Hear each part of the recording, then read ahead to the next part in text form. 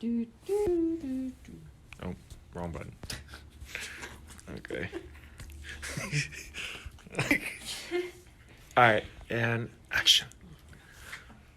My name is Nina Garcia, and I'm giving a presentation on communications and culture for Professor Scommon at the University of Alaska Anchorage, class Communications A101. Ni hao, bonjour, hello. Have you ever found yourself in a situation where you are unsure of how to act around those around you?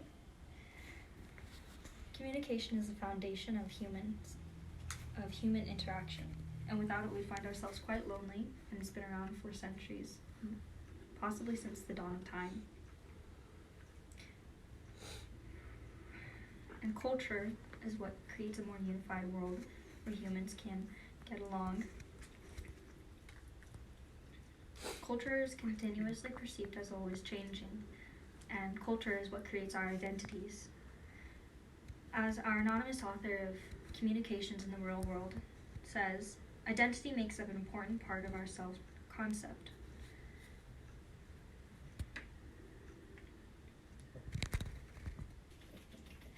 Our identities make up an important part of self-concept and can be broken down into three main categories: personal, social, and cultural identities.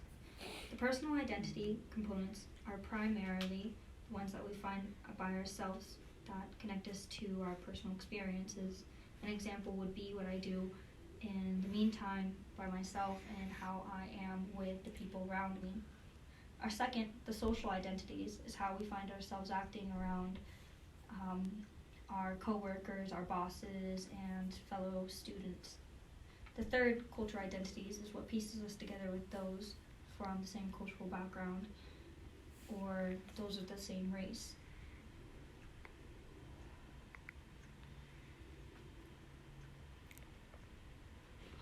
Alrighty. I gave her life. I know these things.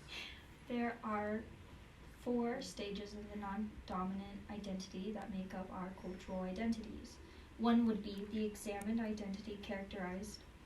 2 would be the conformity stage. 3 would be our resistance and separation, and 4 would be our integration stage marked. Our anonymous author also states that that the first stage is when we have a lack of understanding or undesire of wanting to find out who we are and how we want to be around those. The second, as he puts it, is an individual internalizes our values and norms of the dominant group. So the dominant group would be living in America as a person on a green card or a person who is just formally immigrated here.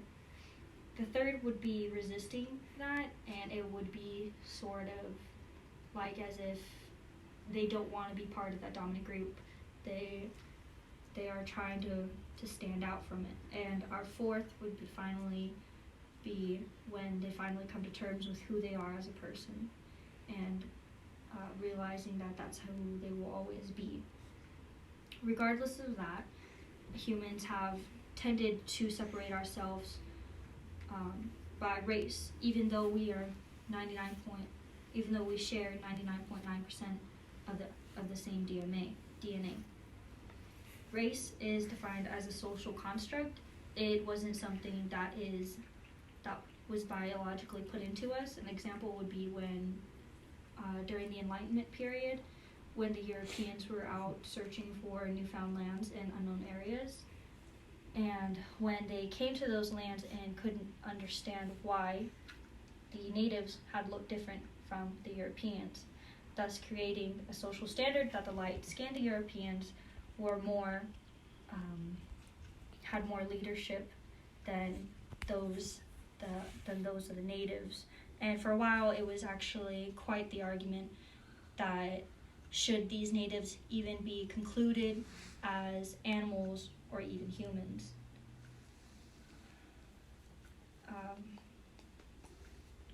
With this in mind,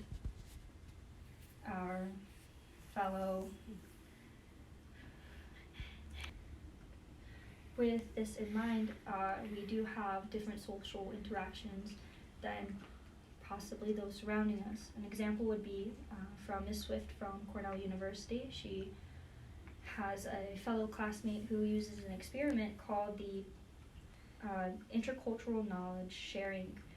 This is an experiment between the Chinese Americans and the Americans.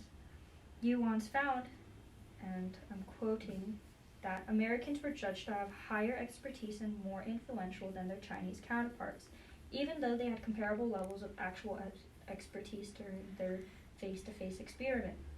However, it was found that when both were giving the use of technology, they had substantially improved their results, because with the use of technology, the second language learners were able to fact check what they were learning or doing. They were able to double check what they were wording and possibly translate words that they didn't understand from the Americans before pressing send. This created a more durable, more safer sounding understanding before presenting whatever information that they were giving. This also concluded that each student was found to be much happier when given the technology and more relaxed, so the students were more willing to share more knowledge on whatever the said subject was. Another reason why the face-to-face experiment struggled was because of the different social norms that the Chinese have than with the Americans. Yuan explains that here in America, it is very disagreeable if you don't look another person in the eyes, because here in America, it's seen as trustworthy, that you're able to work with that person. But in China, it's a big no-no. She didn't really understand, or she didn't say why, but it's just that you don't do that in most Asian cultures. Another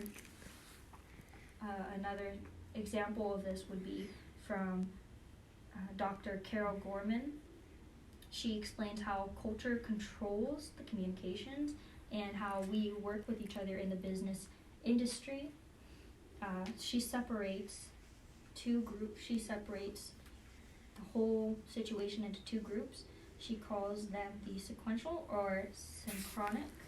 The sequential cultures are more of like Northern American, Northern European, and just the Northern American and Northern European groups, and those are people who think that time is money, that you can only do things one at a time. And then the synchronic are more of like what you would find in Asia, Slavic countries, and Southern America, which is that time is not money, and that everything ties together, and you should take your time with what you're doing. This creates a big problem with the orientation of past, present, and future, because when you are out doing business and you're in another country, one person might try and rush while the other person takes their time. It creates an uneven ground for both people and causes problems while they communicate and try to build that bond.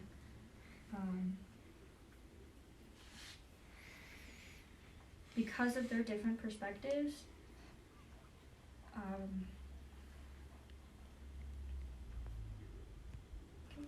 because of this, Dr. Gorman states that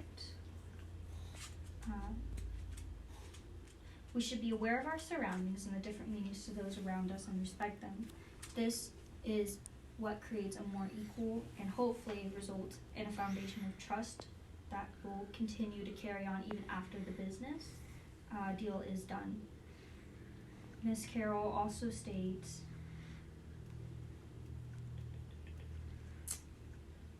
that this is also the key to cross-cultural success, even when we're not in business, even when we use it in our personal lives. I think that one way that we can all use this in our personal lives is remembering that we need to respect those around us, not judge by their skin racially, and that we need to be more open-minded for how people talk. And that is my presentation. Yay!